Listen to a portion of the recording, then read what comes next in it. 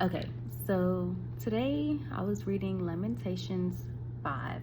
And first of all, 5 is the number of grace, which goes so perfectly with what I'm experiencing and just reading over the passage in general. So, and before I started reading, I told myself I hate reading Lamentations because there's so much pain and heartbreak and destruction. Like, there's so much negativity, you can say. But then as I was reading, it's like, despite all of those things, it just shows God's glory. It shows his mercy. It shows his love for us. It shows that he's able to easily forgive us, even though we may do all these terrible things and we may feel like, dang, God has turned his back on us, or we're not worthy of being redeemed, basically. So as I was reading that, I was just thinking, like, there's so many things that I know I myself have gone through, especially recently. Um,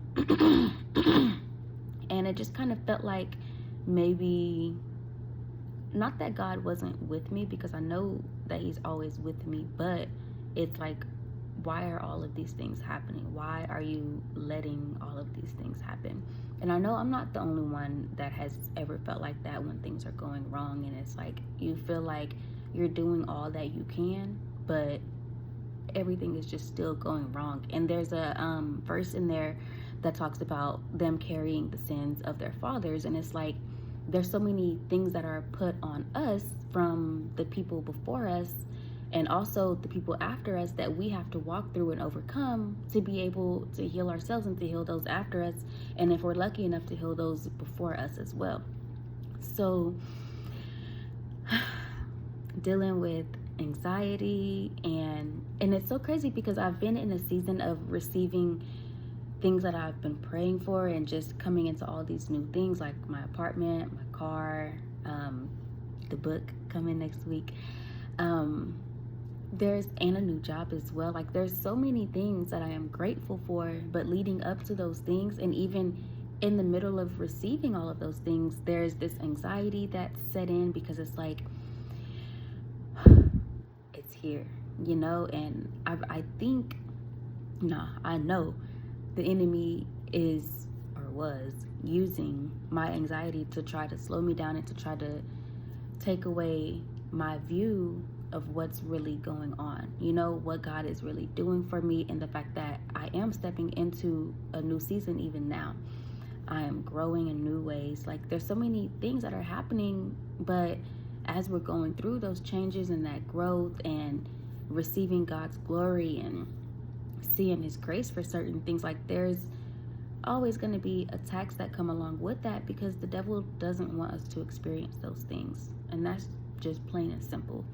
Because why would he want us to grow? Why would he want us to acknowledge the fact that God is really always there for us? He's always listening to us, regardless of how it may seem at the time. Like, if you're going through something, your time is coming. God doesn't make us go through things just to keep us in those things. Like, the bad helps us to grow and prepare for the good, but God's good also comes with bad, because we still have to go through trials. We still have to grow. Like, it's a never-ending process,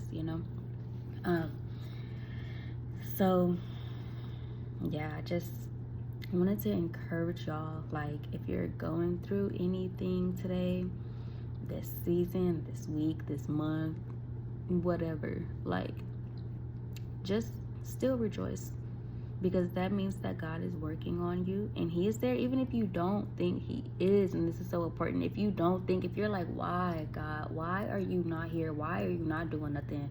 Why are you letting me go through this? Like, why do you not care? That's not the case. So don't even let yourself go there, because God is, he working in the background. Like, whenever you go to theater class and you got to do, like, behind the scenes stuff, you got to do the lighting, you got to do stage directions. Like, there's a lot of behind the scenes stuff to our life. Like, God is setting things up for us. He is pruning us. And sometimes we don't even realize these things until it's there, or until we wake up like, man, okay, I used to do this, but now I realize like I don't do that the same no more. Like I don't operate in that way anymore. I don't like these things no more. But as you were growing to that point, maybe you didn't even realize that you were being stretched. So God is always working. And I know there's some people that feel like God is not there. He doesn't reward good behavior. And it's not even about good behavior, honestly. So you have to change that mindset, because it's not about good behavior. There's never enough good things that we can do to have God treat us a certain way or love us a certain amount or give us certain blessings. Like, no. It does not come from our work. It comes from our faith. So just believing and knowing like I'll be messing up, because I know for me, I'll be messing up. And he told me about myself yesterday. There were some things that I got complacent in that I needed to lay down. And I am working on those things. And I found myself feeling like I failed or like I wasn't a good daughter to him, because those areas that I'm lacking in that he showed me, it's like, how can I fix that overnight to get back in your good graces? But that's not how it works at all. So just have to remember, like,